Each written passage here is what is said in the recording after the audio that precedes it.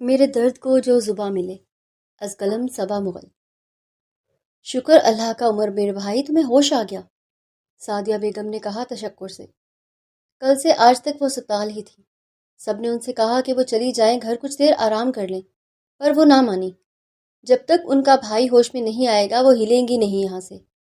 پھر واقعی وہ پوری رات وقفے وقفے سے نوافل پڑھتی رہی، اپنے بھائی کی سلامتی کے لیے۔ آپی، آپ کو دیکھ کر سکون آ گیا ہے، عمر نے نکاہت سے کہا۔ سعدیہ بیگم اپنے بھائی پر آیات پڑھنے لگی۔ وقفے وقفے سے سب طبیعت پوچھ گئے، پر عمر کی بے چین نظریں دروازے کو بار بار اٹھتی دیکھ کر سعدیہ سے رہا نہ گیا، اور بولی مسکرا کر، علیزے شکرانے کے نفل پڑھنے گئی ہے، تمہارے ہوش میں آتے ہی اب جب تک پڑھ نہیں لے گی تب تک انتظار کرتے رہو۔ تب جا کر اس کے بے چین دل کو سکون آیا، جس پر نادر صاحب مسکرا کر بولے، بیویاں ہوتی ہی اتنی پیاری ہیں شوہر کو کہ نظریں ان کو ڈھونڈتی رہتی ہیں جب تک سامنے نہ آ جائے۔ ویسے آپ کی کتنی بیویاں ہیں؟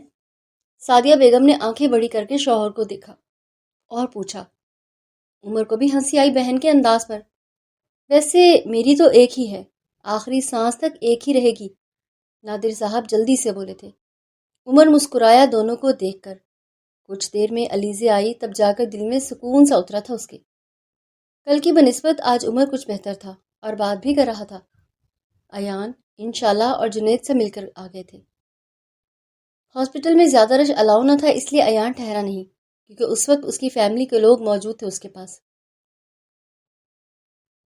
نادر اور سعدیہ بیٹھے تھے عمر کے پاس، جب اچانک عمر بولا، آپ ہی جب ایکسیڈنٹ کے وقت حواس کھونے لگا تو یقین مانے ایسا لگا اب تو قبر میں آنکھیں کھلیں گی۔ سچ میں مجھے اپنی بیٹی عائشہ کی فکر اور علیزے کا شدت سے خیال آیا کہ میں نے عاطف سے کہا، نہیں کتنا خیال رکھنا ہے علیزے اپنی ماں کا اور عائشہ کا، اللہ نہ کرے تمہیں کچھ ہو، میری عمر تمہیں لگ جائے۔ میرے بھائی ایسی باتیں نہ کرو اب، سعدیہ بیگم جلدی سے بولی تھی۔ ویسے سعدیہ اور عمر یہ جگہ تو مناسب نہیں ہے، پر عمر، عائشہ اب میری بیٹی ہے، میں نے علی کے لیے سوچا ہے کیونکہ میری بہن کی ایک بیٹی میری بڑی بہو ہے، تو ایک بہو میں سعدیہ کے بھائی گھر سے لانا چاہتی ہوں تاکہ ہمارے آپس کے تعلقات اور مضبوط ہو جائیں۔ ویسے یہ تو پوچھنا بھول گیا، تم کو کوئی اعتراض تو نہیں؟ نادر افندی نے محبت بھرے لہجے میں اپنی بات مکمل کی۔ عائشہ جو اپنے باپ کے پاس آ رہی تھی ان کی باتیں سن کر پلٹ گئی، دل زوروں سے دھڑکنے لگا۔ بن مانگے محبت مل جائے، اس سے بڑی کوئی خوشی ہوگی بھلا؟ عائشہ کو یقین نہیں آ رہا تھا یہ سب اس طرح بھی ہو جائے گا، یا اس طرح بھی ہو سکتا ہے۔ علیزے جو اس کے تھوڑا پیچھے آ رہی تھی اسے یوں دیکھ بولی، کیا ہوا عائشہ؟ کچھ نہیں موم۔ اس کے چہرے کا گلنار ہونا وہ اچھی طرح محسوس کر گئی تھی۔ وہ جیسے ہی کمرے میں آئی تو عمر کے لفظوں نے اس کا استقبال کیا، جو کہہ رہا تھا، میرے لیے تو خوش نصیبی کی بات ہے کہ آپ نے عائشہ کا ہاتھ مانگا ہے علی کے لیے، پر پھر بھی میں ایک دفعہ علیزے سے پوچھنا چاہوں گا، کیونکہ وہ عائشہ کی ماں ہے اور وہ عائشہ سے پوچھ کر بہتر جواب دے سکتی ہے۔ یہ فیصلہ میرا اکیلے کا نہیں، ہم دونوں میاں بیوی کا ہوگا نادر بھائی۔ عمر کے ہر لفظ نے علیزے کو معتبر کر دیا۔ اس کی دی محبتیں رائگاں نہیں گئیں، وہ ماں اور بیوی دونوں مقام پر جیت گئی۔ یہ اس کی جیت ہی تھی جو عمر کے لہجے میں اس قدر مان تھا علیزے کے لیے۔ اسے لگا آج اس کے اللہ سے کے سارے شکوے دور ہو گئے ہوں۔ اسے اپنے ادھورے پیدا ہونے کا دکھ تھا کہ وہ کبھی ماں نہیں بن سکتی، اللہ نے اسے ادھورا ہی بنا کر بھیجا تھا اس زمین پر آج لگا کہ وہ مکمل ہو گئی ہے۔ وہ عمر کی اچھی دوست تو پہلے دن سے بن گئی تھی، آج اچھی بیوی اور ماں بھی ہے عمر کی نظر میں۔ اس سے بڑی کوئی بات نہ تھی علیزے کے لیے۔ اسی وقت سعدیہ اٹھی اور علیزے کا ہاتھ تھام کر روبرو لے آئی اور بولی، اب بتائیے علیزے بھابھی، آپ کا کیا خیال ہے علی اور عائشہ کے رشتے کے بارے میں؟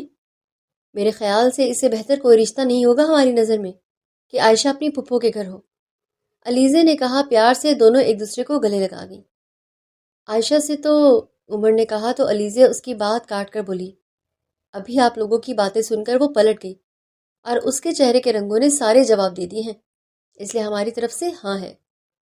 سب کے چہروں پر رونق آ گئی، یوں ہسپتال میں ایک خوبصورت رشتہ جڑ گیا۔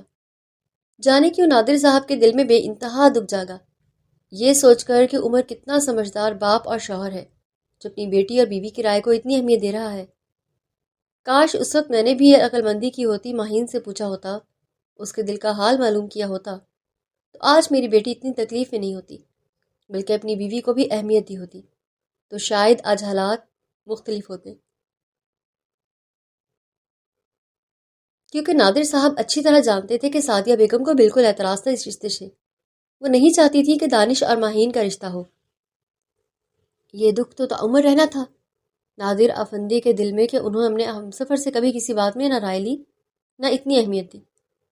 عمر چاہتے ہوئے بھی نادر صاحب کو کہہ نہ سکا، وہ جو ہر وقت اپنے خاندان کی باتیں کیا کرتے تھے کہ خاندان سے باہر بچوں کی نہیں کریں گے شادی، اس لیے کبھی عمر کی ہمت ہی نہ تھی یہ وقت سوچنے کی کہ وہ کبھی عائشہ اور علی کا رشتہ سوچیں گے، کیونکہ عاطف اور ماہین کے وقت بھی وہ انکار کر چکے تھے، اسی لیے وہ ہمیشہ سے عائشہ کے لیے فکر مند رہتے تھے۔ ماہین کو 2 دن سے بخار تھا، وہ چاہتے ہوئے بھی اپنے ماں باپ اور بھائی کو بتا نہ سکی فون پر جو اس کے ساتھ ہوا، جبکہ نادر افندی نے بتایا وہ 2 دن مزید رہ کر آئیں گے تاکہ عمر گھر شفٹ ہو جائے، اس کے بعد آئیں گے کراچی۔ علی نے کہا بھی ڈاکٹر کے پاس چلے، پر ماہین نہ مانی، بس بخار کی گولیاں لینے لگی۔ دوسری طرف ریما الگ شرمندہ رہنے لگی تھی، کیونکہ اسے اندازہ ہو گیا تھا اس کا بھائی کیا کر کے گیا ہے۔ آج ماہین کی طبیعت کچھ بہتر تھی، کیونکہ اسے سنبھلنا ہی تھا اپنی بیٹی کے لیے۔ کل سب نے آ جانا تھا۔ آج مدثر افندی آئے تھے ملنے، ماہین کے پاس بیٹھے تھے۔ حال احوال کے بعد وہ بولے، بیٹا اس دن کی باتوں پر تم نے غور کیا جو تمہارے بابا کے سامنے میں نے تم سے کی تھی؟ مدثر افندی کا اشارہ 1 ہفتہ پہلے ہوئی باتوں پر تھا، جس پر وہ اسے سمجھاتے رہے زمانے کی اونچ نیچ، لوگوں کے تلخ رویے، طلاق یافتہ عورتوں کو لے کر۔ وہ ان کی سب باتیں خندہ پیشانی سے سنتی رہی تھی، جس میں وہ اس قدر آگے بڑھ گئے تھے کہ اسے بولے، ایک دفعہ سوچو، آج ماں باپ ہیں، کل نہ رہے، اللہ نہ کرے، پر صرف ایک دفعہ سوچو، اگر ایسا ہو تو بھائی اس طرح خیال کریں گے؟ بھابیاں برداشت کریں گی طلاق یافتہ نند کو؟ ایسے کئی مسائل ہیں بیٹا، سوچو تو صحیح اس بارے میں۔ بیٹا کہنا آسان ہے کہ طلاق کے بعد دوبارہ شادی کا مجھ سے نہ کہا جائے، پر یہ سب کرنا بہت مشکل ہے، کیونکہ کوئی بھی بھابیاں نندوں کو برداشت نہیں کر سکتی۔ زیادہ عرصہ یہ قدرت کا قانون ہے، اور زندہ حقیقت بھی، اس لیے میں تم سے کہہ رہا ہوں کہ اگر تم طلاق لینا چاہتی ہو تو دوبارہ شادی بھی تمہیں کرنی پڑے گی، ورنہ ہم تمہیں اجازت نہیں دیں گے دانش سے الگ ہونے کی۔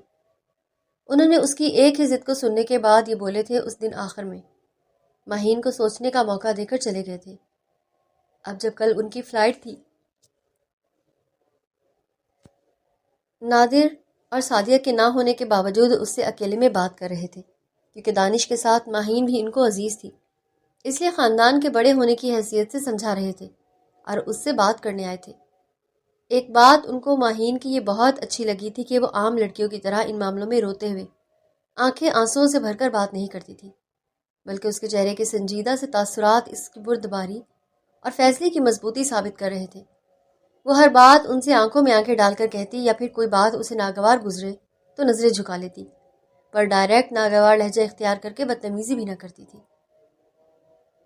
جتنی تعریف وہ اس کی سنتے تھے، واقعی وہ اس تعریف کے قابل بھی تھی۔ یہ خیال مدثر افندی کا تھا۔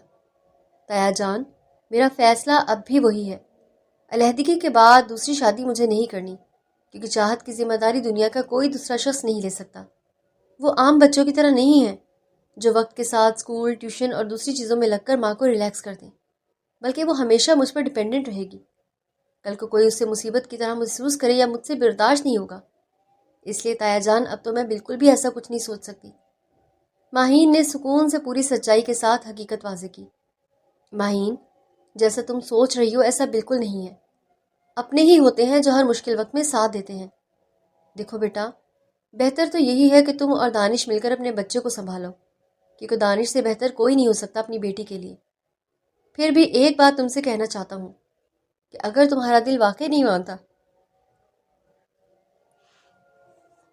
دانش کو معاف کرنے کے لیے، تو ہم تم پر زور نہیں ڈالیں گے۔ تم آج کے دور کی لڑکی اپنا اچھا برا اچھی طرح سمجھ سکتی ہو، اور ہمیں تم پر بھروسہ بھی ہے کہ تم واقعی بہت سمجھدار ہو۔ ماہین بغور ان کی باتیں سن رہی تھی۔ کچھ لمحوں کی خاموشی کے بعد وہ بولے، اگر پھر بھی علیحدگی تمہارا فیصلہ ہے تو میں تمہیں اپنی بیٹی بنا کر لندن لے جانا چاہتا ہوں، ان سارے معاملوں سے دور رکھ کے، اور چاہت کی ذمہ داری ہماری ہوگی۔ میرے گھر کو بہو کی ضرورت ہے، وہ ڈھکے چھپے لفظوں میں اپنا مقصد بیان کر گئے تھے جو کئی دن پہلے نادر کو بتا چکے تھے، پر نادر نے ان کو فری ہینڈ دیا تھا کہ وہ خود بات کر لیں۔ ماہین سے اس متعلق اس کی کیا رائے ہے، کیونکہ اب وہ ماہین پر کسی قسم کا دباؤ نہیں ڈالنا چاہتے تھے، اس کی کمی کو اس کی کمزوری نہیں بنانا چاہتے تھے۔ نادر کا یہی فیصلہ تھا کہ میری بیٹی نہیں بیٹا ہے، وہ ہر بات کا فیصلہ خود لے سکتی ہے۔ زبیر کے لیے وہ کبھی اپنی بیٹی کو مجبور نہیں کریں گے۔ سوری تایا جان، زبیر بھائی میرے لیے ریحان بھائی جیسے ہیں، وہ دو ٹوک اور پختہ لہجے میں بولی تھی۔ فی الحال میری بیٹی میری ذمہ داری ہے، اسی لیے میں کچھ بھی ایسا سوچنا نہیں چاہتی۔ امید کرتی ہوں تایا جان میری کوئی بھی بات آپ کو بری نہیں لگی ہوگی۔ بہرحال جو آپ چاہتے ہیں وہ میں کبھی بھی نہیں کروں گی، کیونکہ اس کے بارے میں بھی میرا ویژن کلیئر ہے۔ وہ بند لفظوں میں تایا جان پر سب واضح کر گئی تھی۔ جیسے تمہاری مرضی۔ ایک بات میری ہمیشہ یاد رکھنا کہ باپ کے گھر سے بہتر بیٹی کہیں بھی محفوظ نہیں ہوتی۔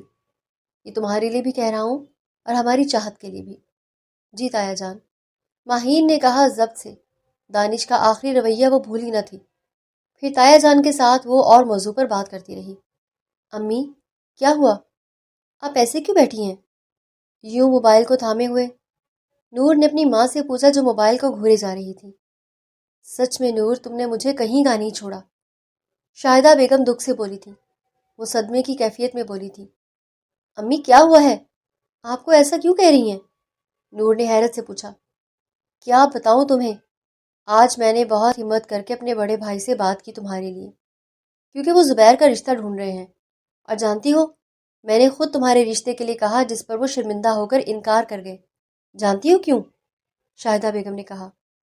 نور نے کیوں نہ پوچھا، پھر بھی خود ہی شاہدہ بیگم لمحے بھر کو چپ ہونے پر بولی، کیونکہ زبیر نے ان سے کہا تھا کہ نور جیسی لڑکی جو شانی جیسے نرم مزاج بندے کے ساتھ یہ سب کر گئی، وہ کسی کے ساتھ نہیں چل سکتی۔ میرا بھائی مجھ سے شرمندہ ہو رہا تھا یہ سب کہتے ہوئے، کیونکہ وہ خود ماہین کو سوچے ہوئے ہیں اگر وہ دانش سے علیحدگی اختیار کرتی ہے تو۔ پر جانتی ہو ماہین نے صاف انکار کر دیا ہے، اب انوشے سے کر رہے ہیں زبیر کا رشتہ۔ آج جانے سے پہلے وہ شاید انگوٹھی بھی پہنا کر جائے انوشے کو۔ شاہدہ بیگم کا لہجہ رنجیدہ ہو رہا تھا یہ سب بتاتے ہوئے۔ امی پلیز، آپ یہ سب سوچنا چھوڑ دیں، پلیز مجھے میرے حال پر چھوڑ دیں خدا کے واسطے۔ نور روتے ہوئے وہاں سے چلی گئی۔ اتنا کہتے ہوئے وہ اور سر تھام کر بیٹھی رہ گئی تھی وہیں کی وہیں۔ اگلے دن وہ لنچ کے بعد برتن رکھ کے روم کی طرف جا رہی تھی، اچانک علی کی آواز نے اس کے قدم روکے۔ ارے ماہین آپی، یہ دیکھے شانی بھائی، ان کا سانگ ریلیز ہوا ہے، دیکھے تو صحیح کتنے چھپے رستم نکلے۔ ہمیں پتہ ہی نہیں تھا وہ آسٹریلیا سے یہاں کب پہنچ گئے اور سنگر بن گئے ہیں۔ ان کا پہلا سانگ ہے، آئے نا سنیں۔ اور پتہ نہیں پھر مرنے کے بعد تیرے سنگ جینے کی حسرت رہے گی، چاندنی رہے نہ رہے پر تیرے چہرے کی روشنی یاد ہوگی، تیرے سنگ جینے کی حسرت رہے گی، اور پتہ نہیں مرنے کے بعد تیرے سنگ جینے کی حسرت ہی رہے گی۔ وہ وہیں فریز ہو گئی، یہ آواز اور اس کا درد وہ آنکھ بند کر کے پہچان لیتی تھی۔ آج بھی اس کا گایا ہر ایک سانگ اس کے قدم جکڑ لیتا تھا۔ اس کی آواز تھی ہی اتنی سریلی۔ حسرت، ہاں حسرت ہی تو تھی۔ شانی سنگنگ میں اپنا کیریئر بنا لے گا سوچا نہ تھا کسی نے۔ سنگنگ کی دنیا میں اس کا نام شانی ہی تھا، اس نے خود کو شانی کہہ کر متعارف کروایا تھا۔ ویسے کتنا وقت ہوا ان کو ہم سب سے دور ہو گئے ہیں ماہین آپی؟ علی نے بے ساختہ پوچھا ماہین سے۔ 8 مہینے 20 دن 18 گھنٹے، ماہین نے بے ساختہ جواب دیا، اور علی کو لگا اس کے پاؤں کے نیچے سے زمین کھینچ لی ہو کسی نے۔ اور 35 منٹ، ماہین نے زیر لب کہا، اور اچانک اسے ہوش آیا کہ وہ کیا کہہ گئی ہے۔ وہ بے انتہا ڈر گئی، اس لیے بغیر علی کی آنکھوں میں دیکھے وہاں سے نکل گئی۔ وہ دیکھنا نہیں چاہتی تھی اس کی آنکھوں میں، جانے درد ہو یا پھر بہن کے لیے بے اعتباری، جبکہ علی کی آنکھوں کے سامنے سارے منظر آتے چلے گئے۔ ماہین کا دانش سے رشتہ جڑنے کے بعد سے سنجیدگی کا لبادہ اوڑھ لینا، اس کا ذیشان کا چپ ہو جانا، پھر کبھی اسے مسکراتے کسی نہ کسی دیکھا جانا، جبکہ ماہین کے لیے سب کا کہنا تھا کہ شاید دانش بھائی جیسے میچور بندے کی وجہ سے وہ بھی میچور ہو گئی ہے اور بیہیو کرنے لگی ہے اس طرح۔ کتنے نادان تھے ہم سب، کوئی سمجھ ہی نہیں سکا کیا ہوا، اور 2 ہنستے مسکراتے لوگ زندگی سے بیزار ہو گئے۔ سب نے محسوس کیا پر وجہ نہ سمجھ سکے۔ کتنا غلط ہوا ہے دونوں کے ساتھ، ہم چاہ کر بھی کچھ نہیں کر پائے۔ ماہین آپی سانسوں کی طرح حساب رکھتی ہے شانی بھائی کا، یہ کیسا تعلق ہے؟ اسے کیا نام دوں سوائے درد کے؟ علی نے دکھ سے سوچا۔ آپی، آج سمجھ آیا کیوں آپ دانش بھائی سے علیحدگی کے بعد دوبارہ شادی کا نام بھی نہیں سننا چاہتی اپنے لیے، کیونکہ آپ یہی درد لے کر اپنے ساتھ باقی زندگی گزارنا چاہتی ہیں۔ کاش آپ کا یہ بھائی آپ کے لیے کچھ کر سکتا۔ علی نے دکھ سے سوچا، آج کے بعد شاید وہ کبھی خود بھی دل سے مسکرا نہ سکے گا، یہ سوچ کر کہ اس کی جان سے عزیز بہن کس اذیت میں ہے۔ نہ علی نے کچھ کہا، نہ ماہین نے دوبارہ اس پر بات کی۔ سو لیڈیز اینڈ جینٹلمین، آج فرسٹ ٹائم فرسٹ شو ہے جو ہمارے نیو ابھرتے ستارے سنگر مسٹر شانی کا انٹرویو ہمارا چینل کاسٹ کر رہا ہے، آپ لوگوں کی پرزور فرمائش پر۔ سو آپ کی تالیوں کے ساتھ میں آپ کی ہوسٹ مہک بلاتی ہوں آج کے ہمارے وی آئی پی گیسٹ مسٹر شانی کو، آپ کی تالیوں کی گونج کے ساتھ۔ یوں بلیک شرٹ پر گرے پینٹ پہنے سادہ سے حلیے میں کئی لڑکیوں کا دل دھڑکا رہا تھا۔ وہ مسکرا کر ہوسٹ کے ساتھ کچھ سوالات کے جواب دے رہا تھا، جس میں اصل نام، رہائش، تاریخ پیدائش، شوق وغیرہ کے سوالات تھے، جن کے جواب وہ مزے سے دے رہا تھا۔ کیا آپ سنگل ہیں؟ ہوسٹ نے پوچھا۔ ہاں اللہ کا شکر ہے، اور تعمر رہنے کا ارادہ رکھتا ہوں، شانی نے سکون سے کہا۔ پھر تو ضرور پیار محبت کا معاملہ ہوگا، مہک نے آنکھوں میں شرارت لیے پوچھا تھا۔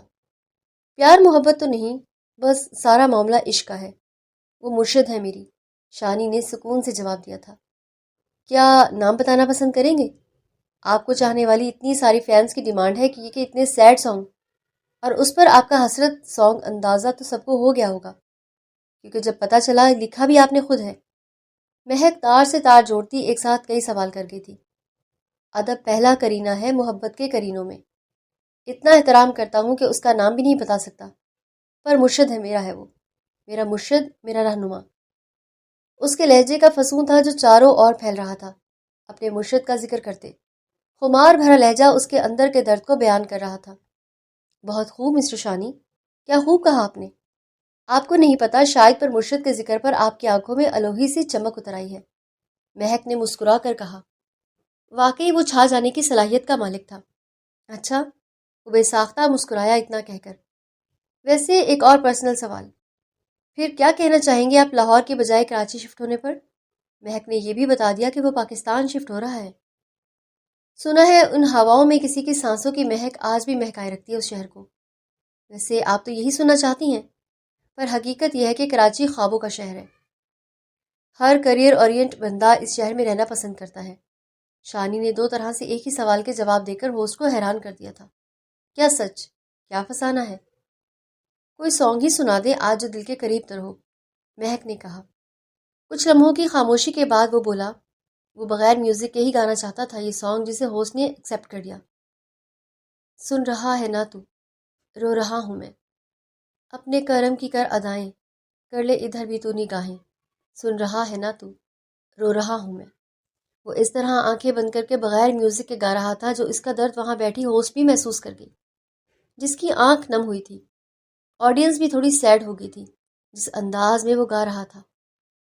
کچھ دیر تک خاموشی چھا گئی۔ اتنا سیڈ ماحول محسوس کر کے ہوسٹ نے کہا، پلیز چند لائنز آپ کے پہلے انگلش سانگ کی جو بلیو برڈز بینڈ کے ساتھ گایا ہے، پلیز کچھ لائنز۔ یہ بات بہت کم لوگ جانتے ہیں، پہلا سانگ آپ نے انگلش گایا، پھر حسرت آپ کا اپنا البم ہے۔ ہاں یہ سچ کہا آپ نے، شانی نے کہا فیک اسمائل دیتے ہوئے۔ پلیز کچھ لائنز فرسٹ سانگ کی، مہک نے پھر فرمائش کی۔ In me you only you, in me you only you, in me your eyes your smile, you everywhere is you, in me. وہ تھوڑا سا گا کر چپ ہو گیا تو مہک نے پوچھا، ویسے بلیو برڈز بینڈ سے کیسے ملے آپ؟ میں آسٹریلیا میں ایک پول پارٹی میں دوستوں کے کہنے پر اپنا لکھا انگلش سانگ گنگنا رہا تھا، اور وہاں بیٹھے ان کے ایک ممبر کو میری آواز پسند آ گئی، اس لیے پھر اس بینڈ نے مجھے آفر دی ان کے ایک البم میں اپنا سانگ گا کر ان کا حصہ بنوں۔ یہ سب بغیر آڈیشن کے ہوا تھا۔ شانی مزے سے ہوسٹ کو بتا رہا تھا کہ کس طرح وہ اس کے کیریئر کا حصہ بنا۔ آپ جانتے ہیں ان کے اس البم کا بیسٹ سانگ آپ کا ہی گایا ہوا ہے ایک سانگ ہے؟ جی بالکل، شانی نے بغیر کسی مغرورانہ انداز کے کہا، ورنہ حقیقتاً یہ بات قابل فخر تھی، اور شانی کو ان چیزوں پر کوئی غرور نہیں تھا۔ اور مرشد سائی کے لیے کچھ کہیں گے؟ مہک نے کہا۔ نبھا رہا ہے تعلق وہ اس طرح سبا کہ دوستی بھی لگے، عشق کا گما بھی رہے۔ بہت شکریہ آپ کا Shani sir, thank you so much اس انٹرویو کے لیے، مہک نے آخری جملے کہے۔ تھینک یو، بہت وقت کے بعد بہت اچھا محسوس کر رہا ہوں اپنے ملک میں بیٹھ کر، اپنے مرشد کی باتیں کرتے ہوئے۔ وہ بھی مسکراتا ہوا بولا۔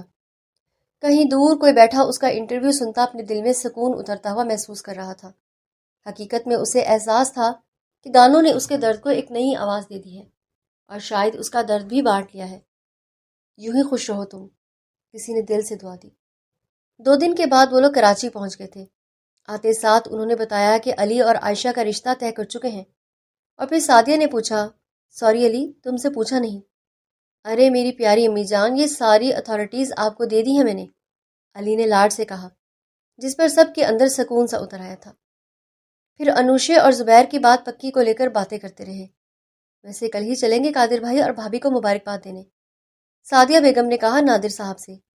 ہاں بالکل چلنا ہے، یہ مدثر بھائی نے اچھا فیصلہ کیا، نادر صاحب نے سکون سے کہا، جس پر ماہین نے شکر کیا کہ اس کے ماں باپ کو کوئی افسوس نہیں، ورنہ اگر اس رشتے کو لے کر اس کے چہرے پر افسردگی آتی تو ماہین کو دکھ ہوتا۔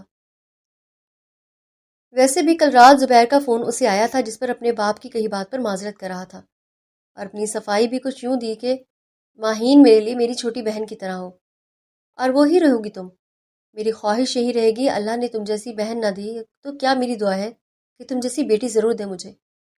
ایک لڑکی کو کیسا ہونا چاہیے اس کی مثال تم ہو، ہمیشہ ایسی ہی رہنا۔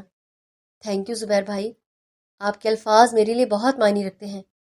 میری دعا ہے آپ اور انوشے ہمیشہ خوش رہیں، ایک ساتھ۔ آمین، ماہین نے کہا، جس پر وہ بھی آمین بولا۔ کچھ لمحوں کی خاموشی کے بعد سعدیہ بیگم نے ماہین سے کہا، عمر اور علیزے تمہارا اور چاہت کا پوچھ رہے تھے۔ اچھا امی، پھر آپ نے ان کو کہا ہم بھی یاد کرتے ہیں ماموں کو؟ ماہین نے کہا۔ اسی وقت ریما کہنے آئی کہ کھانا لگ گیا ہے۔ اتفاق سے اس وقت ڈائننگ پر سب بیٹھے ہوئے تھے۔ سعدیہ بیگم کے کہے مطابق سنت کے حساب سے خاموشی سے سب ڈنر کر رہے تھے۔ کھانا ختم کر کے سب سے پہلے ریما اٹھنے لگی، اپنی پلیٹ اٹھا کر جانے لگی تو اچانک ماہین کی آواز نے اسے روکا۔ ریما بھابھی، میرا خیال ہے آپ کو گھر والوں کو کچھ بتانا تھا، ماہین نے سکون سے نرم لہجے میں کہہ کر ریما کو حیران کیا، اور بے ساختہ سب نے ریما کی طرف دیکھا۔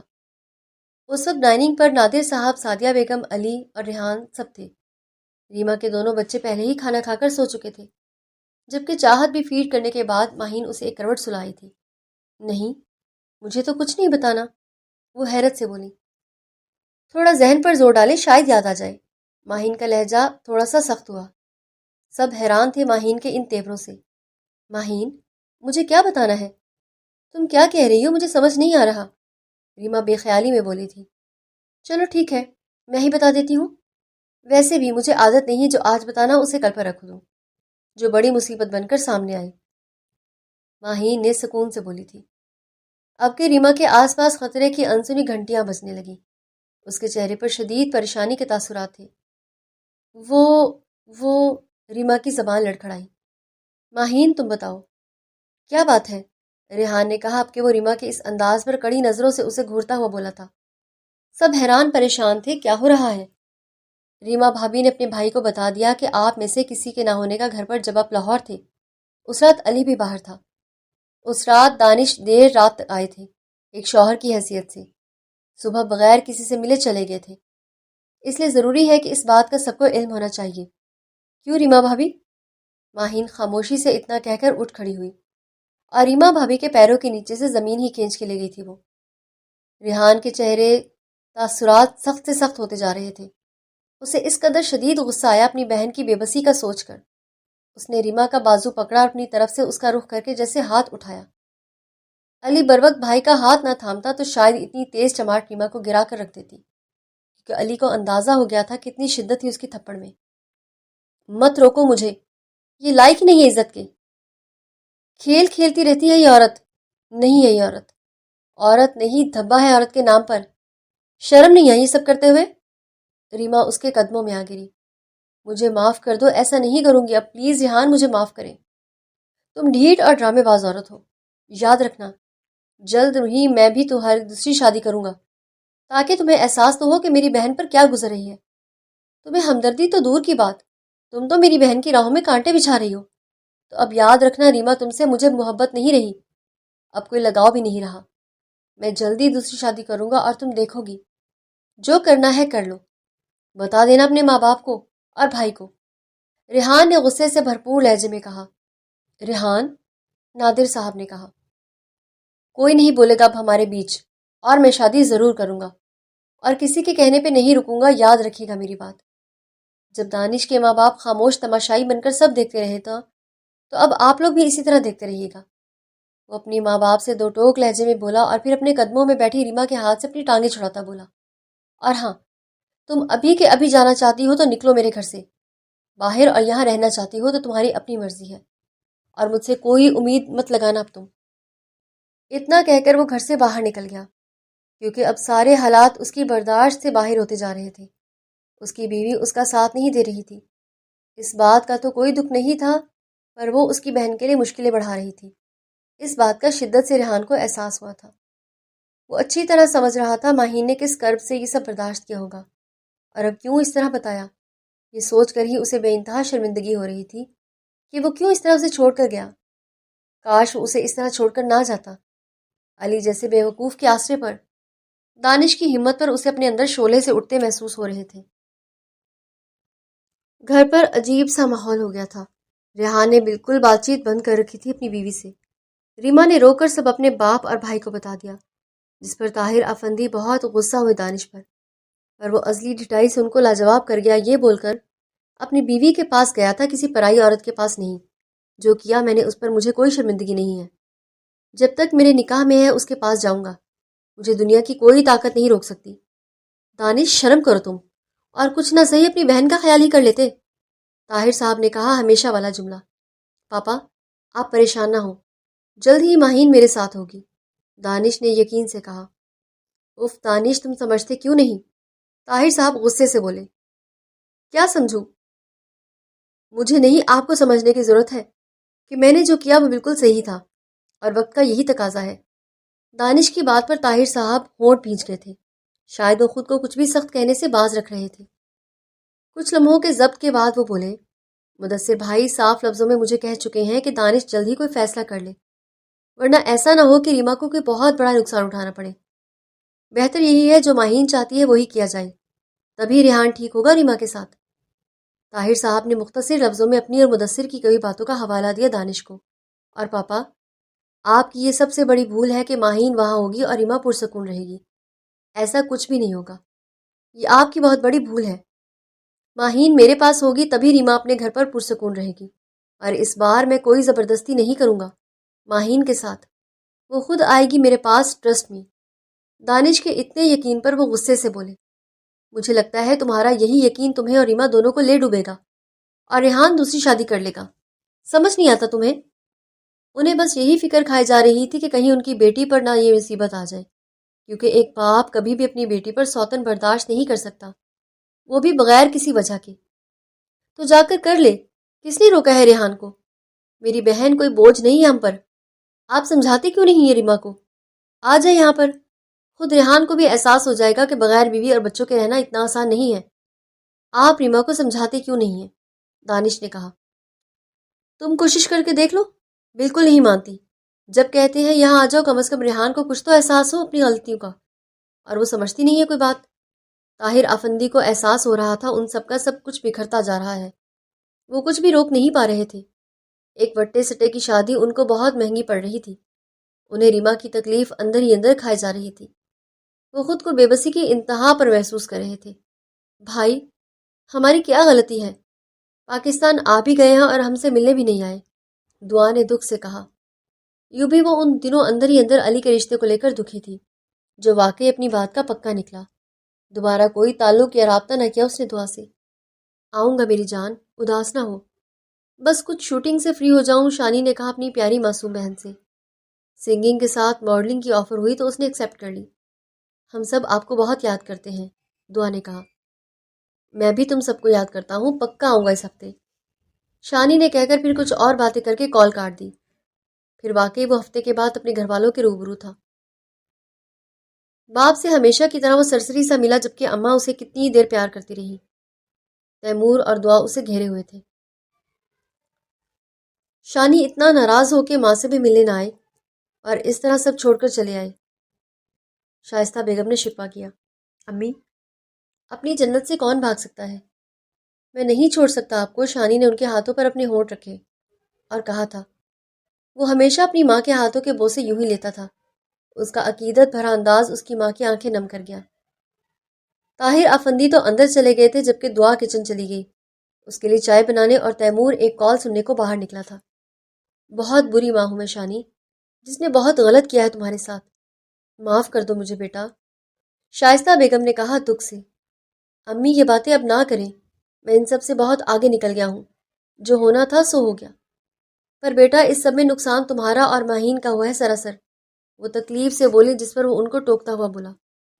خدا کے لیے امی اس کا اور میرا نام کبھی ساتھ نہ لیا کریں، میرا اس سے احترام کا تعلق ہے، میں اس کا نام اپنی زبان سے نہیں لیتا، کہیں اس کے لیے عذاب نہ بن جائے سب۔ شانی کے لہجے میں سوائے خود اذیتی کے کچھ نہ تھا۔ بیٹا ساری غلطی میری ہے، مجھے لگتا ہے میں مر جاؤں گی، میرے سب بچوں کی زندگی داؤ پر لگی ہے۔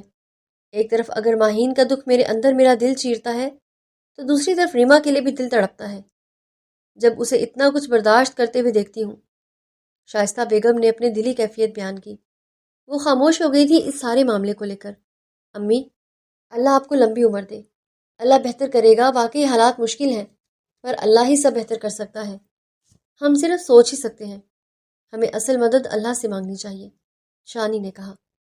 میں دانش سے کئی دفعہ کہہ چکی ہوں جتنی بدنامی ہوگی برداشت کر لیں گے، پر ماہین اگر یہ تعلق نہیں برقرار رکھنا چاہتی تو اس پر کسی قسم کی زبردستی کرنے کا ہمیں کوئی حق نہیں ہے۔ پر یقین کرو دانش تو ہر چیز سے آگے نکل گیا ہے، کچھ سننے کو تیار نہیں ہے نہ کچھ سمجھنے کو، بس اسے تو ضد سی ہو گئی ہے کہ وہ ماہین کو اسلام آباد میں اپنے ساتھ رکھے گا، یہی ایک ضمانت ہے ریما کی خوشیوں کی، دانش کو ایسا لگتا ہے۔ شائستہ بیگم نے دکھ سے کہا، بھلا کون سی لڑکی سوتن کے ساتھ ایک گھر میں رہے گی؟ اپنی ماں کی باتیں سن کر تو ذیشان کے دل میں بھی درد اٹھ رہا تھا، یہ سوچ کر کہ ماہین کس طرح یہ برداشت کرے گی، پر وہ اپنی فکر ماہین کے لیے کبھی ظاہر کرنا ہی نہیں چاہتا تھا۔ امی آپ کو پتہ تو ہے بھائی ہمیشہ اپنی کرتے ہیں، وہ کب ہماری سنتے ہیں؟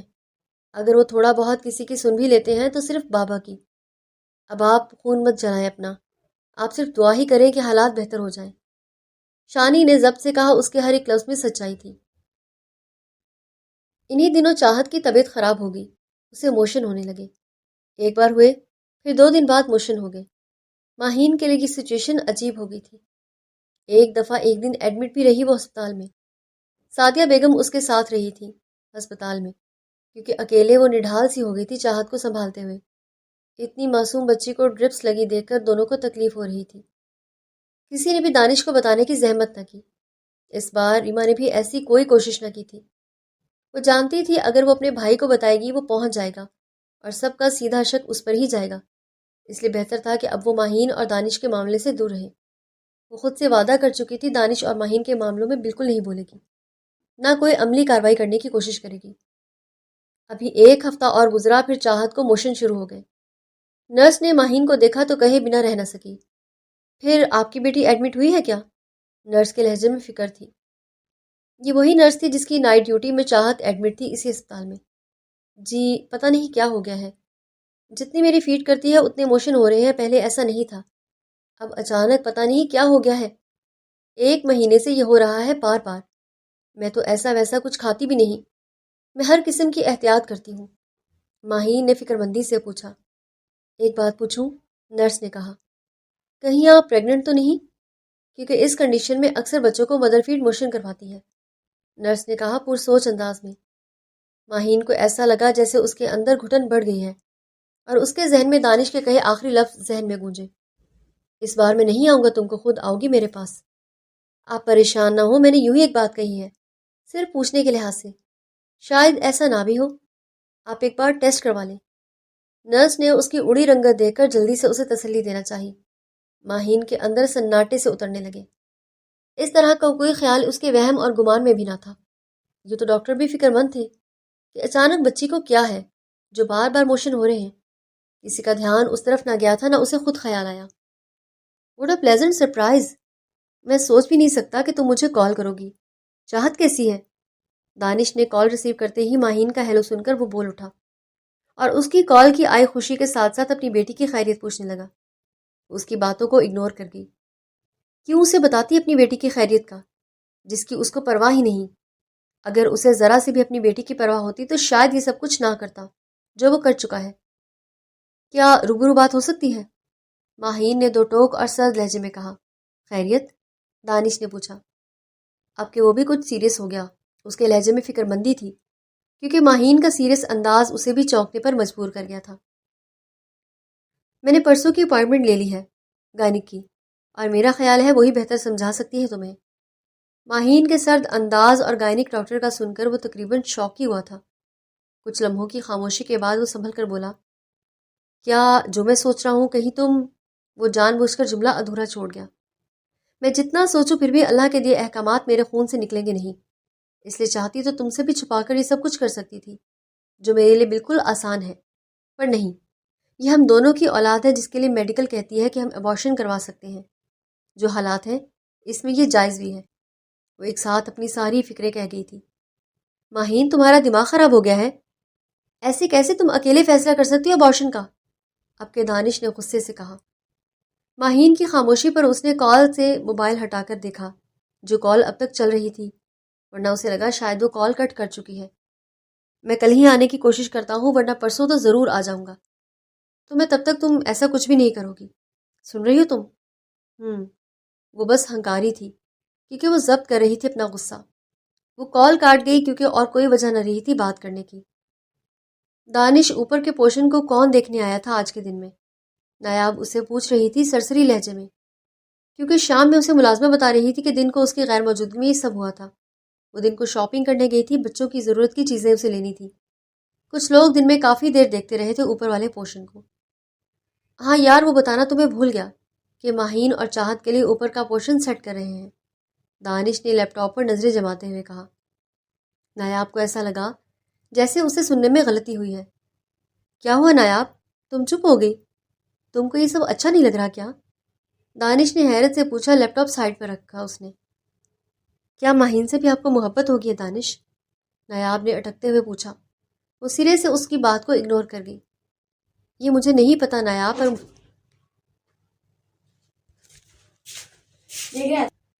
پر مجھے اتنا پتا ہے نایاب،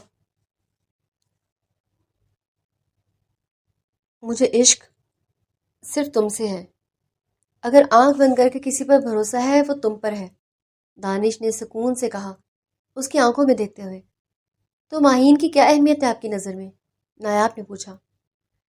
ویسے یہ سوال ماہین کا ہونا چاہیے نایاب، تمہارا نہیں، دانش نے کہا، جس پر نایاب اچھا خاصا تل ملا اٹھی۔ کیسی عجیب عورت تھی، اپنے شوہر سے اتنا خوبصورت اظہار اگنور کر کے کسی اور کی اہمیت پوچھ کر خود کو اس پیمانے پر تول رہی تھی، جبکہ نایاب کو چاہیے وہ اپنے حصے کے پیار کا حساب پوچھے، کسی اور کے پوچھنے کے بجائے۔ عورت صدا سے اپنی اسی بے وقوفی پر بڑی سے بڑی مات یا خسارہ اپنے حصے میں لکھواتی آئی ہے۔ دانش، ہم ہر ٹاپک پر بات کر سکتے ہیں، یہ سوال میرا ہے تو جواب مجھے دیں، نایاب نے کہا۔ دیکھو نایاب، حالات تمہارے سامنے ہیں۔ میری بہن کی زندگی عذاب ہو گئی ہے جب تک ماہین وہاں ہے، اس لیے اب یہی مناسب ہے اسے اپنے ساتھ رکھوں۔ یہ میری بیٹی کے لیے بھی ضروری ہے، جانے کہ وہ اس سے ماہین کی دوبارہ پریگننسی کی بات چھپا گیا۔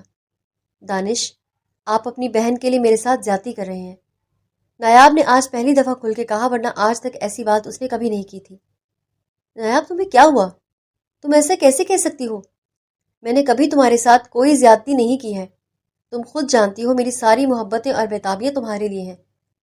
وہ اس کے ہاتھ تھام گیا یہ سب کہتے ہوئے۔ دانش، پتہ نہیں کیوں مجھے کچھ ٹھیک نہیں لگ رہا یہ سب۔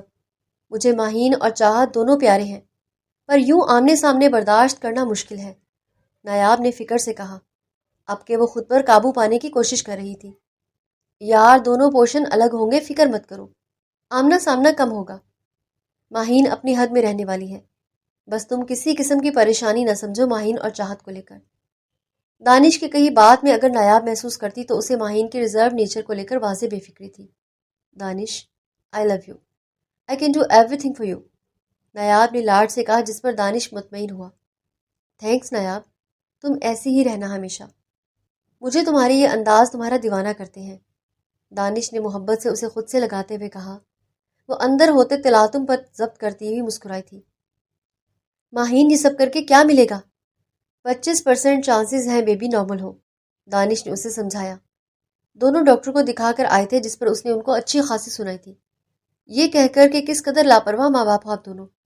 کتنا سمجھایا تھا، 5 سالوں تک سوچے گا بھی مت دوسرے بچے کا، اور آپ لوگوں سے 4 مہینے صبر نہ ہو سکا. ڈاکٹر انتہا سے زیادہ غصے میں آ گئی تھی اس قدر لاپرواہی پر.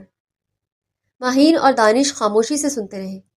ماہین ضبط کرتی رہی، جبکہ دل چاہا چیخ کر بتائے کہ یہ اس کے شوہر کا سب کیا دھرا ہے، اور اگر ایسا نہ ہوا تو سوچا ہے میرا کیا ہوگا. چاہت کی ذمہ داری بڑھ رہی ہے، اور تم نے صرف اپنی انا کی تسکین کے لیے میرے ساتھ ہی سب کیا. وہ گاڑی میں بیٹھی اس سے بولی تھی. اس وقت دونوں اکیلے تھے.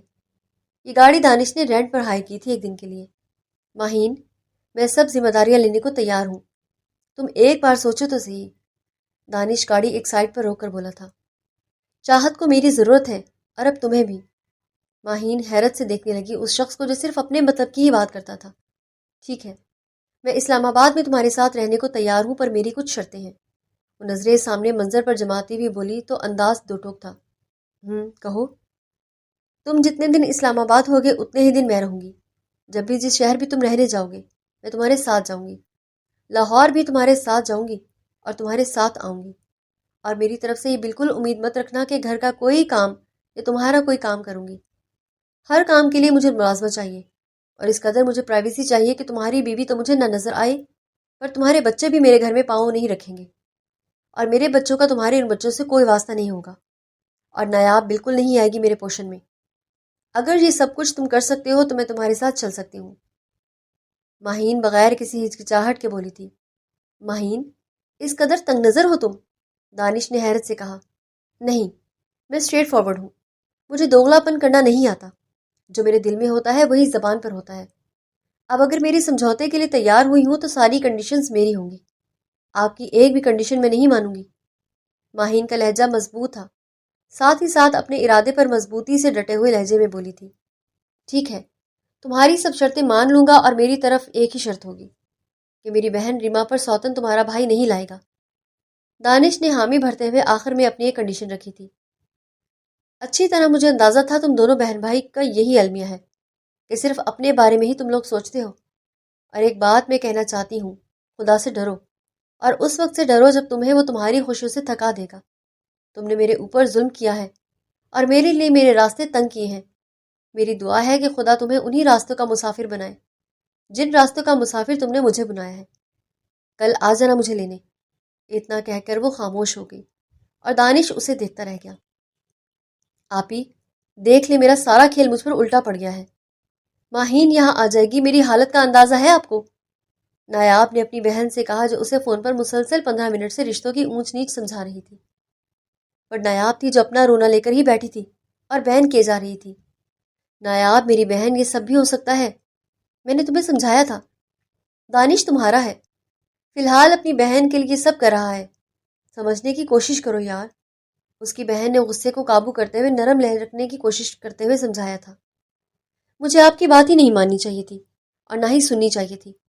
اگر میں شروع سے ہی اپنے رویے میں نفرت رکھتی ماہین کے لیے تو کبھی دانش کی ہمت نہیں نہ ہوتی کہ اسے یوں میرے سر پر بٹھانے کی کوشش کرتا. میرا کھیل مجھ پر ہی الٹ گیا ہے اور آپ بھی مجھے باتیں سنا رہی ہو. کچھ اچھا نہیں ہوگا یہ سب اگر ہوا تو. نایاب ٹوٹ پھوٹ کا شکار ہو رہی تھی.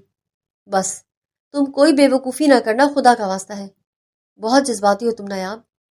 حالات بہتر ہو جائیں گے، بہن نے اسے تسلی دینا چاہی. آپ ہی، میرا دل ڈوب رہا ہے، آپ کو سمجھ آ رہا ہے؟ میرے احساسات کا قتل ہوا تو میں بھی کسی کو سکون سے نہیں رہنے دوں گی، نایاب نے غصے سے کہا. یہ سب کر کے تم اپنا گھر تباہ کرو گی. کچھ بھی کرنے کی ضرورت نہیں ہے. ماہین کو آنے دو، اس کا کچھ نہ کچھ بندوبست کر ہی لیں گے، فکر مت کرو. اس نے اسے سمجھایا. پھر کافی دیر اسے سمجھانے کے بعد جب جا کر نایاب کچھ ٹھنڈی ہوئی تب جا کر اس کی بہن نے کہا، دیکھو نایاب، جو تمہارا شوہر کہتا ہے اوپر کے پوشن کے لیے لسٹ چیزیں سیٹ کر دو، وہ تم کروا لو ملازمہ سے. تمہیں کیا کرنا ہے؟ صرف نظر ہی رکھنی ہے، اور کیا. اس طرح کٹ آف ہو کر تم دانش کو مشکوک کرو گی، کیونکہ وہ پھر یہی سوچے گا کہ تمہارے کال اور فعل میں فرق ہے. پلیز یار ایسے مت کرو. کیوں ایسی بے وقوفی کر کے اپنا بنا بنایا کام خراب کر رہی ہو؟ اس کی بہن کو جب نایاب پر پیار آتا تو یار کہہ دیتی، کیونکہ وہ دونوں بہنوں کے ساتھ ساتھ سہیلیاں بھی تھیں. جی آپی، نایاب نے کہا. یوں اسے ٹریک پہ آتا دیکھ کر اس کی بہن اسے اور بھی اچھے طریقے سے سمجھانا شروع ہو گئی. کوئی نہیں سوچتا یہ جو رویوں کی منافقت ہے اس سے کسی کا کتنا نقصان ہوتا ہے. پھر انسان خود بھی اٹھاتا ہے اس کے نقصانات، اور اس کے اپنے بھی اٹھاتے ہیں۔ منافقت کے نقصانات جن کے رشتوں کو بچانے کے لیے وہ منافقت کرتا ہے، وہی رشتے کس طرح اس منافق کی منافقت کی وجہ سے کھوکھلے ہوتے ہیں۔ پتہ ہی نہیں چلتا، اس کا اندازہ شاید نایاب کو ابھی نہ تھا، پر وقت آنے پر ضرور ہونا تھا، کیونکہ منافقت سے ہمارے رب نے اور ہمارے پیارے نبی صلی اللہ علیہ وآلہ وسلم نے سختی سے منع کیا ہے۔ ماہین، پاگل ہو تم جو اس شخص کے ساتھ اسلام آباد رہو گی، وہاں وہ بھی ہوگی، کیسے برداشت کرو گی تم؟ خود پر تم ذرا سی بھی زیادتی برداشت نہیں ہوتی تم سے، ریحان نے شدت سے کہا جیسے ہی اس سے پتہ چلا کہ ماہین سمجھوتا کر کے جا رہی ہے۔ یہ چیز اس سے برداشت نہیں ہو رہی تھی۔ جس قدر ریحان مضطرب تھا اس قدر ماہین پرسکون تھی۔ ایسا لگتا تھا جیسے شاید وہ کسی بڑے نتیجے پر پہنچ چکی ہے۔ نہیں بھائی، بہت سوچ سمجھ کر یہ فیصلہ کیا ہے میں نے۔ کچھ نعمت خدا ہمارے اوپر کرتا ہے، پر انسان بڑا بے وقوف اور بے صبرا رہا ہے کہ وہ نعمتوں کو سمجھ ہی نہیں پاتا۔ اب میں اس شخص کو یہ دکھانا چاہتی ہوں کہ جس چیز کو اتنا ہلکا لے کر اور اتنا آسان سمجھ رہا ہے، اس کے کتنے نقصانات ہوتے ہیں، اور وہ خود دیکھے گا، اور ہوں گے نقصانات جو وہ خود تو اٹھائے گا ہی، پر اس کے ساتھ اس کے اپنے بھی اٹھائیں گے، اور یہی لمحہ اس کے لیے سب سے زیادہ تکلیف دہ ہوگا۔ دانش خود کو بہت عقل مند اور سمجھدار سمجھتے ہیں، اور بہت اچھے پلانر بھی، اور وہ یہ نہیں جانتے کہ وہ اپنے ساتھ کیا کرنے جا رہے ہیں، پر بہرحال میں ان کو زندگی کا یہ رنگ بھی دکھاؤں گی جو پرسکون ہو کر دور پر اپنی بیوی بچوں کے ساتھ رہ رہا ہے، پھر بھی وہ ان کا سکون بھی تباہ کر کے میرا سکون بھی تباہ کرنا چاہتا ہے۔ تو اب وہ خود اپنے آپ کو بے سکون دیکھے گا، یہ بھی آپ دیکھیے گا، اور جہاں تک میری بات ہے میں اسے سکون دینے نہیں، اس بار اس کا سکون تباہ کرنے جا رہی ہوں، اور اپنے سکون کا سامان کرنے جا رہی ہوں۔ وہ سمجھتا ہے ہر حالات کو اپنے رخ پر موڑ لے گا، تو ایسا نہیں ہے۔ اب اسے حالات کا اصل رخ میں دکھاؤں گی، ماہین نے یقین کے ساتھ کہا تھا۔ سچ میں ماہین، مجھے بالکل نہیں سمجھ میں آیا تم کیا کہہ رہی ہو۔ ریحان تو بس اس کے اٹل یقین کو دیکھتا رہ گیا، اور وہ بولا تو بس اتنا ہی تھا، کیونکہ اسے یہ مشکل لگ رہا تھا کہ ماہین یہ سب کر لے گی، کیونکہ دانش کے شارپ مائنڈ سیٹ سے وہ بخوبی واقف تھا۔ سچ میں بھائی، ٹرسٹ می، کچھ بھی نہیں ہوگا۔ میں صرف دانش کو زندگی کا اصل رخ دکھانے جا رہی ہوں۔ پلیز آپ لوگ یہ مت سوچے کہ میں مجبور ہو کر جا رہی ہوں، میں اپنے آپ کو ہر حالات کے لیے تیار کر کے سوچ سمجھ کر ہی جا رہی ہوں۔ اور بھائی، آپ بے فکر ہو جائیں، اب وعدہ کریں اب اپنا گھر کبھی نہیں خراب کریں گے میرا سوچ کر۔ ماہین نے اپنے پیارے بھائی کو تسلی دی اور آخر میں اس سے ایک وعدہ لیا۔ ماہین، تم جیسی بہن تو نصیبوں سے ملتی ہے، تمہاری جگہ کوئی اور ہوتی تو اب تک پتہ نہیں کس طرح اپنے بھائی کو بھڑکا کر اس کا گھر تباہ کر چکی ہوتی، اور تم وہ بہن ہو جس نے مجھے ہر غلط چیز سے روکا۔ اور میں سچ کہہ رہا ہوں، میں حقیقت میں دوسری شادی کے لیے تیار تھا کہ ان کو احساس ہو جائے کہ دوسرے کی بیٹی کے لیے جو یہ لوگ کرتے ہیں ایڈجسٹ کر لیں، ان کو بھی پتہ چلے کہ اپنی بیٹی پر جب گزرتی ہے تو کیسا لگتا ہے۔ اور یہ تم تھی جس نے مجھے روک لیا، اور پتہ نہیں کیوں تمہارا کہا ٹال بھی نہیں سکتا میں اب۔ ریحان سادگی سے اصل حقیقت بولا تھا۔ دروازے کے پاس سے گزرتے ہوئے ریما نے یہ جملے سنے تھے، اور وہیں ٹھہر گئی بے ساختہ ان دونوں کو سننے کے لیے۔ وہ دونوں بہن بھائی بالکل بے خبر تھے کہ ریما کھڑی ہے، کیونکہ اس وقت وہ اپنے ہی دل کے کہنے پہ مصروف تھے۔ ریما کو یقین تھا ماہین ضرور کچھ ایسا کہے گی جو اس کے خلاف ہوگا، کیونکہ ریما اتنا برا جو اس کے ساتھ کر چکی تھی۔ بھائی یقین مانے، دوسری شادی کرنا بہت آسان ہے، اور بہت سے مرد کر بھی لیتے ہیں، پھر اس کی بھی تو کنڈیشنز ہوتی ہیں نا۔ اگر ان میں سے کوئی کنڈیشن آپ کی زندگی کی ہو تو بالکل کرے، ورنہ نہیں۔ اللہ نے آپ کو صحت مند اولاد دی ہے، بیٹے دیے ہیں، بیوی آپ کی ذرا سی تیز ہے، یہ تو کوئی کنڈیشن نہیں ہوئی نا دوسری شادی کی، وہ آپ کے لیے سچی ہے۔ آپ دیکھیں کتنے مشکل حالات ہو گئے، وہ گھر چھوڑنے کو تیار نہیں ہے۔ ہر ایک چیز ہی بہت ہے، ریما بھابھی آپ سے بہت محبت کرتی ہیں، اس کا مطلب وہ آپ کے بغیر نہیں رہ سکتی۔ ہاں ذرا سی تھوڑی سی بے وقوف ہے، وہ الگ بات ہے، وہ آپ سمجھا لیجئے گا، وہ آپ سے بہت محبت کرتی ہیں، یقین کریں۔ ہمیں ڈر لگتا ہے کہ ان کی بددعائیں آپ کو لگ نہ جائیں اگر آپ نے دوسری شادی کر لی، کیونکہ یہ ان کے ساتھ زیادتی ہوگی۔ ریما سانس روکے اسے سن رہی تھی۔ یہ لڑکی اس کے شوہر کو یقین دلا رہی ہے اس کی محبت کا۔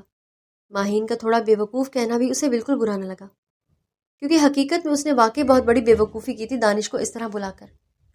اور آپ کو پتہ ہے، آپ کی دوسری شادی سے بچوں کے ذہن پر جو اثر پڑتا ہے آپ سوچ نہیں سکتے۔ ماں باپ کی لڑائی میں بچوں کا نقصان ہوتا ہے، بچے ڈپریسڈ رہنے لگتے ہیں اپنی ماں کی پریشانی اور تذلیل سے۔ پلیز میری وجہ سے اپنے بچوں کے ساتھ یہ ظلم نہ کریں۔ اگر میری وجہ سے آپ نے یہ کیا تو نہ چاہتے ہوئے بھی اس گناہ میں بھی شریک ہو جاؤں گی، جو میں قطعی نہیں چاہتی۔ مجھے آپ سب کی دعاؤں کی ضرورت ہے۔ ریما کی آنکھ سے بے ساختہ آنسو بہ نکلے۔ اس کی باتیں سن کر واقعی وہ سچ کہہ رہی تھی۔ بچے کتنی تکلیف محسوس کرتے ہیں ماں باپ کی لڑائی سے۔ آج اسے احساس ہو رہا تھا ماہین کتنی اچھی ہے اور وہ کتنی بری ہے۔ ماہین اتنا کچھ ہونے کے بعد بھی اس کے لیے برا نہیں سوچتی، اور وہ بغیر کسی وجہ کے اسے اپنی دشمن سمجھ بیٹھی تھی۔ ریما دل ہی دل میں ماہین کے لیے دعائیں کرنے لگی تھی۔ ماہین، ہماری دعائیں تمہارے ساتھ ہیں۔ باقی جو تم مجھ سے چاہتی ہو وہ میں کرنے کو تیار ہوں۔ ماہین، بس ایک وعدہ کر لو، ذرا سی بھی دانش سے غلطی ہوئی تمہارے یا بچوں کے معاملے میں تم کوئی کمپرومائز نہیں کرو گی۔ یاد رکھو، تمہارے ماں باپ بھائی سب زندہ ہیں اور وہ سب تمہارے اپنے ہیں۔ اور یاد رکھنا، دنیا ادھر کی ادھر ہو جائے تمہارا یہ بھائی ہر حال میں تمہارے ساتھ ہے۔ وعدہ کرو تم مجھے فون کرو گی، میں آ جاؤں گا تمہارے پاس۔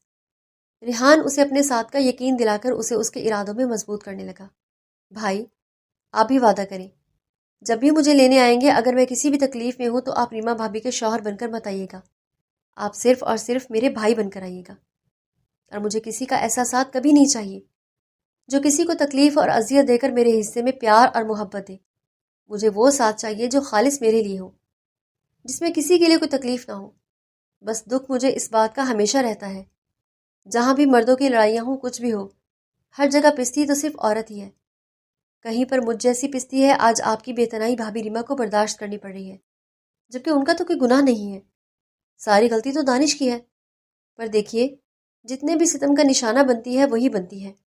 انہوں نے ذرا سا دانش کے ساتھ دیا، وہ بہن بن کر ہو گئی تھی خود غرض۔ ماہین کی باتوں پر ریحان تو شرمندہ ہوا سو ہوا، پر باہر کھڑی ریما تڑپ ہی اٹھی ماہین کی معصوم باتوں پر۔ ریما کو اچھی طرح احساس ہوا کہ کتنی کھری اور سچی ہے ماہین۔ سب اس سے امپریس ہوتے ہیں، پورا خاندان، اور دنیا کے لوگ اس کی تعریفیں کرتے ہیں تو بالکل وہ ڈیزرو کرتی ہے۔ واقعی وہ بہت اچھی لڑکی ہے اور بہت اچھے دل کی مالک بھی۔ ریما کو اپنی بے وجہ نفرت اور حسد کی وجہ سمجھ ہی نہیں آئی کہ کس طرح اس معصوم کے ساتھ اتنی دشمنی وہ پالتی رہی اپنے دل میں، جبکہ ماہین کے دل میں تو اس کے لیے ذرا سی بھی خلش نہیں ہے۔ ندامت کے آنسو بہ نکلے ریما کے۔ ماہین، تم کتنے آرام سے اس کی ساری غلطیوں کو جسٹیفائی کر کے اسے بری جمع کر دیا ہے، کیسے کر لیتی ہو یہ سب؟ ریحان نے حیرت سے کہا۔ آپ لوگوں کی سپورٹ نے مجھے اتنا مضبوط بنایا ہے، ماہین نے سکون سے کہا۔ اللہ کرے تم خوش رہو، یہ فیصلہ تمہارے حق میں بہتر ثابت ہو، ریحان نے کہا۔ آمین، ماہین نے کہا، اور ساتھ ساتھ باہر کھڑی ریما نے بھی کہہ کر واپس پلٹ گئی۔ بیٹا، بہت وقت سے ایک بات ہے تم سے کہنا چاہتا تھا، کاش میں اس وقت تمہاری ماں یا تمہاری بات یا تمہاری کچھ بھی سوچ لیتا تو آج حالات یہ نہ ہوتے۔ بیٹا، ہو سکے تو معاف کر دینا، ایک باپ کی اچھی ذمہ داری میں شاید نبھا نہیں پایا۔ مجھے دانش کے ساتھ تمہارا رشتہ کرتے ہوئے تمہاری رائے لینی چاہیے تھی، تمہارا نظریہ سننا چاہیے تھا۔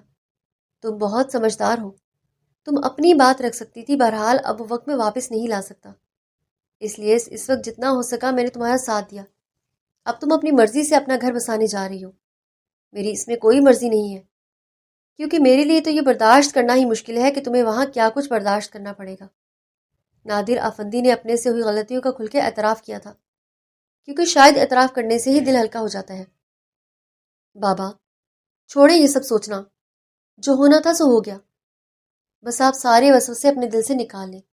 آپ کی ماہین بالکل کمزور نہیں ہے، ایک دفعہ بے وقوفی کر چکی ہوں، دوبارہ بالکل نہیں کروں گی۔ میرا ویژن سب کچھ کلیئر ہے، اور میں تھوڑی کو اتنا دور جا رہی ہوں کہ آپ سے میرا رابطہ نہیں ہوگا۔ روز بات کروں گی، ہر دن بات کروں گی، آپ میری طرف سے بے فکر ہو جائیں، دیکھنا۔ ماہین مسکرا کر بولتی سب کو پرسکون کرنے کی کوشش کر رہی تھی۔ اس کی مسکراہٹ کو دیکھ کر نادر افندی بھی ذرا سا مسکرائے تھے۔ ایک بات اور بیٹا، اگر تم اپنی مرضی سے سمجھوتا کر رہی ہو تو یہ بات بالکل مت سوچنا کہ ہم تم سے الگ ہیں، ہم پھر بھی تمہارے ساتھ رہیں گے۔ حالات بہتر ہوئے تو ہمیں کہو گی، ہم تمہیں لینے آ جائیں گے۔ یہ مت سمجھنا تم اکیلی ہو، ہم تمہارے ساتھ نہیں ہیں، ہم ہر حال میں تمہارے ساتھ ہیں، ہر وقت ہر موقع پر، سمجھی؟ نادر افندی نے کہا، جس پر وہ مطمئن ہو کر دل سے مسکرائی، کیونکہ اگر وہ اس کی فیصلوں سے اعتراض کرتے تو شاید ماہین کہیں نہ کہیں اپنے دل میں خلش لے کر اسلام آباد جاتی، اور اللہ کا شکر تھا کہ یہ سب اس کے ساتھ نہیں ہوا۔ اسے اپنے باپ اور بھائی سے پورا سپورٹ ملا۔ اگر اپنے سمجھوتے میں اسے ذرا سی بھی دقت ہوئی دانش اور نایاب کی طرف سے تو بھی وہ اس کے ساتھ ہیں۔ یہی ایک بیٹے کے لیے بہت تھا کہ وہ اپنے فیصلوں کو آزما کر اگر کوئی نقصان اٹھاتی ہے تو پھر بھی اس کے ماں باپ اور بھائی اس کے ساتھ دیں۔ یہی ایک بیٹی چاہتی ہے اور اسی میں اس کا مان ہے۔